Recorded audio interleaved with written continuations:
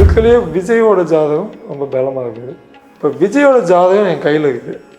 அண்ணாமலை ஜாதகம் பேசப்படக்கூடிய ஜாதகம். ஒருத்தர் ட்ரெஸ்ஸை வச்சே சொல்லலாம் அவங்க என்ன ஆதிக்கத்தில் அதிகமான ட்ரெஸ் யார் யூஸ் பண்ணுறாங்க, அதை வச்சே அவங்க என்ன திசை நடக்குதுன்னு சொல்லுவோம். அவங்களுக்கு புதன் திசை நடக்கும்போது அந்த ஆதிக்கம் புதன் பச்சைக்கு உண்டான வைக்கிறாங்க. ஐயா கருணாநிதி ஐயாவுக்கு குரு திசை நடந்தது, மஞ்சள் துண்டு போட்டாரு. கடவுளே இல்லைன்னு சொன்னவங்க ஏன் போட்டணும்?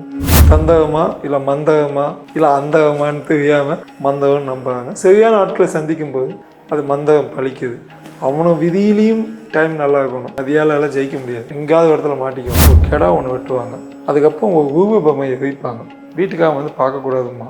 சாதாரண அந்த கட்டின மேஸ்திரியே அந்த வேலை பண்ணும்போது சுடுகாட்டுக்கு பக்கத்தால் ஒரு சாதாரண சுடுகாட்டுக்கு பக்கத்தால் வீடு எடுத்து வைப்பான். இப்போ ஜெயலலிதா அம்மா வந்து அவங்க இருக்கிற தோஷத்தை போக்கக்காக அவங்க நட்சத்திரத்துக்காக நீங்கள் தொடர்ந்து சிஎம்மாக இருக்கணும்னா யானை வளர்த்தணும் அப்படின்னு சொல்கிறாங்க. அப்போ வாங்காங்க. அதே யானை முட்டணுன்னு நான் சொல்கிறேன். டிவியில் காட்டுறாங்க. இந்த வருஷம் முட்டுதுன்னா அடுத்த வருஷத்துக்குள்ளே இருக்க மாட்டாங்கன்னு என் மனசு படுது.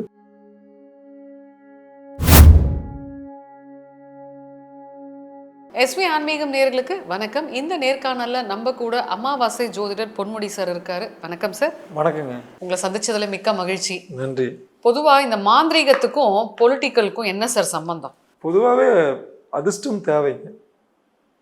அதிர்ஷ்டத்தை விட அதுக்குள்ள ஒரு மாந்திரிகம்னு ஒருத்தன் கண்டுபிடிச்சு தந்தகமா இல்லை மந்தகமா இல்லை அந்தகமான்னு தெரியாமல் நிறைய பேர் அலைஞ்சிட்டு இருக்காங்க. அதில் சில பேர் வந்து மந்தகம் நம்புறாங்க. சரியான ஆட்களை சந்திக்கும் போது அது மந்தகம் பழிக்குது. அவனை விதியிலையும் டைம் நல்லா இருக்கணும். மதியாலெல்லாம் ஜெயிக்க முடியாது. எங்கேயாவது இடத்துல மாட்டிக்குவான். விதியா மதியா மாந்திரிகமா? மாந்திரிகம். அதனால மாந்திரிகம் கற்றுக்கிட்டவன் இல்லை மாந்திரிகம் பண்ணுறவன் குடும்பமே நல்லா இருக்காது. ஏன்னா அடுத்தவங்க குடும்பத்தை அழிச்சு அடுத்தவன் ஏதோ ஒன்று பண்ணுறான், சின்னதாக பண்ணலாம். இப்போல்லாம் ரொம்ப கம்மி. நாயே ஒருத்தன் இப்போல்லாம் நாய் கடிக்குதுன்னு சொல்கிறாங்கல்ல. ஒரு மந்தம் தெரிஞ்சவன் பயங்கரமாக வித்த தெரிஞ்சவன் வாயை கட்டுவான். 1:30 மணிக்கு கட்டுவான் நைட்டு. 1:30 மணிக்கு ஊவே கூவும்ல. அந்த வித்த தெரிஞ்சவன் தான் இதெல்லாம் பண்ண முடியும். முடிஞ்சு சும்மா வித்த அதெல்லாம். ஆக்சுவலாக மாந்திரிகத்துக்கு கேரளா ரொம்ப பேர் போன ஊரா சார்? கேரளா தான் மாந்திரியத்துக்கு பேர் போன ஊர். அப்போ வந்துட்டு இந்த வேற மதத்துக்காரங்க இந்த முஸ்லிம்ஸும் பண்றாங்க இல்லையா? அது அங்கேருந்து வந்தது தான். எல்லாமே அங்கேருந்து கிளையாக வந்தது தான். அவங்க தான் வந்து சோழி பிரசங்கத்தில் பேர் போனவங்களாக இருந்தாங்க. அவங்க தான் அந்த பேஸில் தான் நான் கற்று வச்சுருக்கேன். எங்கள் அப்பா அதில் தான் கற்றுக்கிட்டாரு.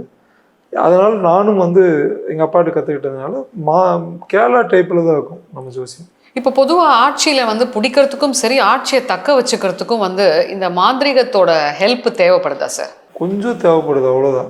யாகம் நடத்துவாங்க. அந்த காலத்தில் ராஜாக்கே நடந்துருக்குது. மிகப்பெரிய அது ராஜாவெல்லாம் பண்ணதெல்லாம் பார்த்தீங்கன்னா ஒரிஜினல் குதிரையே உள்ளே போடுவாங்க. ஐயோ, இப்போல்லாம் கம்மி. இப்போல்லாம் சட்டம் வந்து பயங்கர.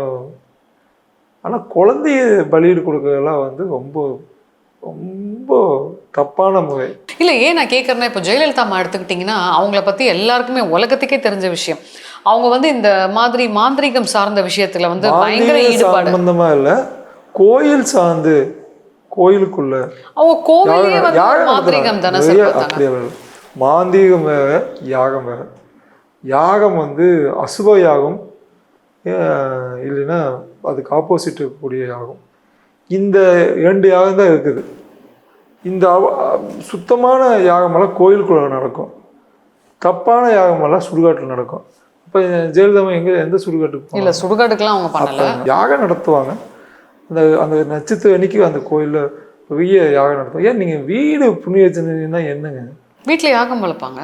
அப்போ அது ஒன்று சார், நம்ம வளர்த்துற யாகமெல்லாம் நார்மலான ஒன்று. 3:30 மணிக்கு வீடு கட்டுறவங்க கிட்ட கேட்டிங்கன்னா ஒரு கெடா ஒன்று வெட்டுவாங்க. அதுக்கப்புறம் ஒரு உருவ பொம்மையை வைப்பாங்க. வீட்டுக்காக வந்து பார்க்கக்கூடாதுமா. சாதாரண அந்த கட்டின மேஸ்திரியே அந்த வேலை பண்ணும்போது அப்படியெல்லாம் இதெல்லாம் சின்ன சின்ன விஷயங்க. அதை பூதகமாக ஆக்கி இதன் தேவைக்காக வந்து எப்படியாவது தொழிலை காப்பாற்றுங்க, பண்ணுங்க, செய்யுங்க. அதுக்காக தான் பண்ண. இப்போ ஜெயலலிதா அம்மா வந்து அவங்க இருக்கிற தோஷத்தை போக்கக்காக, அவங்க நட்சத்திரத்துக்காக. அவங்களுக்கு என்ன தோஷம் இருந்தது சார்? ராகு தோஷம். அதே சார் எல்லா செலிபிரிட்டிஸுமே ஹை ஃபைல இருக்கக்கூடிய ஆட்கள் எல்லாருக்குமே ராகு தோஷம் இருக்கு. அதை உடைச்சிருக்காங்க.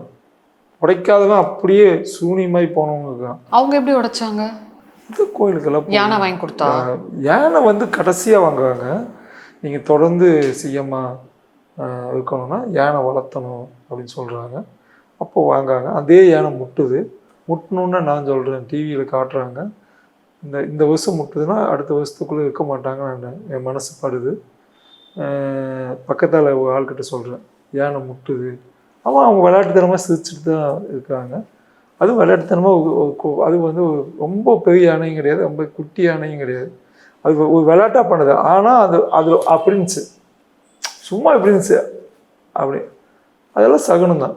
சகுனம் வந்து பெரிய விஷயம். இவ்வளோ வேண்டாம். நீங்கள் வீரப்பன், மாயாவி வீரப்பன் எப்படி ஆனான்னு சொல்லுங்க பார்ப்போம். தெரியலையே சார். அவங்ககிட்ட இருந்தவங்க இன்டர்வியூலாம் பார்த்தீங்கன்னா தெரியும். அவங்கெல்லாம் நிறையா இதெல்லாம் பண்ணி எண்ணெய் ரெடி பண்ணி அது சில மந்தமெல்லாம் சொல்லுவார். மாயாவியாக இருக்கணும்டா, மாயமாக போகணும்டா, அவன் கண்ணுக்கு ஆள் உட்காந்துட்டு இருப்பான், கண்ணுக்கு தெரியாமல் இருக்கணும்டா. இதுக்கெல்லாம் இருக்குது. ஆனால் அதுக்கேற்ற ஆள் இல்லை. அப்போ அது விலை கிடையாது, விலை கிடையாது. விலைக்கே விற்க முடியாது. விலைக்கு விற்றா அது பொய், விலைக்கு விற்க முடியாது. அப்போ நான் வச்சுருக்கேன்னு வைங்களேன், நான் ஆசையே இல்லாதவங்கிட்ட தான் அது இருக்கும்.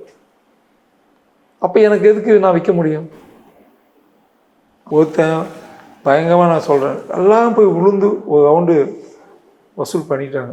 சோசியல் மீடியா இன்ஸ்டாகிராமெல்லாம் ஃபேமஸாக ஆக்கி விட்டு. ஒரிஜினல் ஆள் வந்து காட்டுக்குள்ளே கிடப்பான். சுடுகாட்டுக்கு பக்கத்தால், ஒரு சாதாரண சுடுகாட்டுக்கு பக்கத்தால் வீடு எடுத்து வைப்பான். அவ்வளோதான். மற்றபடி இவங்க மந்தகம், தந்தகம், மதிமுக்கால். இப்போ நீங்களே நிறைய பேர்த்துக்கு இன்டர்வியூலாம் எடுத்துருக்கீங்க, நான் பார்த்துருக்கேன். அவங்க என்னென்னமோ சொல்கிறாங்க, அதில் எனக்கு உடன்பாடு கிடையாது. அப்படி இருந்தால் முதல்ல அவன் ஜெயிக்கணும். இப்போ நான் ஜெயிச்சு தான் வந்து. இப்போ நீங்கள் சொன்னீங்கல்ல சார், ஜெயலலிதா அம்மா வந்து யானை முட்டுச்சுன்னு சொல்லிட்டு, அவங்க தான் நிறைய யாகமெல்லாம் பண்ணுறாங்க, நிறைய சுற்றி ஆட்களை வச்சுருக்காங்கல்ல. அப்பயே அவங்க வந்து அவங்களோட இதை காப்பாற்றிக்க முடியல. அடையாளம் அதுக்கப்புறம் தான் அது நடக்குது. அதுக்கு முன்னாடி அவங்க வெற்றி அடைகிறாங்க, கேஸில் ஜெயிக்கிறாங்க, எல்லா விஷயத்துலையும் பண்ணுறாங்க. அதுக்கு மீறின ஒரு சக்தி இருக்குது ஜாதகம். அது மீறின ஏதாவது ஒன்று நடக்கும். அது அடையாளம் காட்டுச்சு. தப்பிச்சுருக்கணும். அவங்களோட விதி அவ்வளோதான் இருந்திருக்கும். அவங்க அயன் லேடி எப்பேற்பட்டனும் கால் விழுவான் தெரியுமில்லைங்க. அந்தம்மா இப்போ உட்காந்துட்டு இருந்தேன்னா எப்பயே வெளியில் வைக்க அவன் பயங்கரமாக பேசுவான். பக்கத்தில் ஒரு 50 அடி டிஃப்ரெண்ட்டில் அவன் 50 அடி வசியமாகி கீழே விழுந்துருவான். தொட்டு கும்பிட்டு நிறையா டைம் வந்து காலில் உழக்கூடாதுனால சொல்லியிருக்காங்கம்மா. அந்த 500 அடி கேப்பில் ஒரு மேஜிக் நடக்கும். ஆகா வந்து அப்படி ஆக வச்சுருப்பாங்க. சார், இப்போ அவங்க போட்டிருக்க துணி கூட பார்த்தீங்கன்னா ஃபர்ஸ்ட் மெரூன் கலர் மாதிரி ஒன்று இருக்கும். மெரூனோ நாகப்பழ கலரோ சம்திங். அதுக்கப்புறம் க்ரீன் மாற்றிட்டாங்க. கேட்டால் அதுவும் வந்து ஒரு விதமான ரகசியம் தான், இந்த கலரில் தான் இருக்கணும் அப்படின்னு. ஒவ்வொரு திசைக்கு ஒன்று இருக்குதுங்க. ஒருத்தர் ட்ரெஸ்ஸை வச்சே சொல்லலாம் அவங்க என்ன ஆதிக்கத்தில் அதிகமான ட்ரெஸ் யார் யூஸ் பண்ணுறாங்க, அதை வச்சே அவங்க என்ன திசை நடக்குதுன்னு சொல்லலாம். அவங்களுக்கு புதன் திசை நடக்கும்போது அந்த ஆதிக்கம் புதன் பச்சைக்கு உண்டானது வைக்கிறாங்க. ஐயா கருணாநிதி ஐயாவுக்கு குரு திசை நடந்தது. மஞ்சள் துணி போட்டாரு. கடவுளே இல்லைன்னு சொன்னோம், ஏன் போட்டணும்? சரி, ஊரே சொல்லிச்சு குரு திசை நடக்குது, மஞ்சள் மாற்றி போட்டிருக்கலாம்லவா, ஒரு கருப்பு துண்டு போட்டிருக்கலாம்லவா. ஏன் எந்த அரசியல்வாதியும் மைக்கோவை தாண்டி யாரும் ஏன் சார் வந்து கருப்பு யூஸ் பண்ண மாட்டாங்க? கருப்பு ஒரு அடையாள சின்னம். அது வந்து கருப்பு வந்து அது சனியோட இதுதான். ஆனால் எல்லாத்துக்குமே அது அந்த எண்ணெய் திசை நடக்கணும்ல. இப்போது விஜய் வந்து வெள்ளை போடுறதுக்கு யூஸ் பண்ணுவார். அப்போ இது அவர் சட்டைக்கிட்டையெல்லாம் வெள்ளை போடுறாரு. சுக்க திசை நடக்குது. பாருங்களேன், ஒரு அரசியல் அப்படின்னு வரும்போது எந்த மதமாக இருந்தாலும் பரவாயில்ல, அதை தாண்டி அவங்க வந்து ஒரு ஜாதகம், இந்த வாஸ்து இதெல்லாம் அறியாமல் அந்த விஷயம் நடக்கும். அந்த ஜாதகத்துக்கு அவனுக்கு ஆப்டான மாதிரி ஒரு செங்கல் சைஸ் ஒரு கேப் இருக்குது.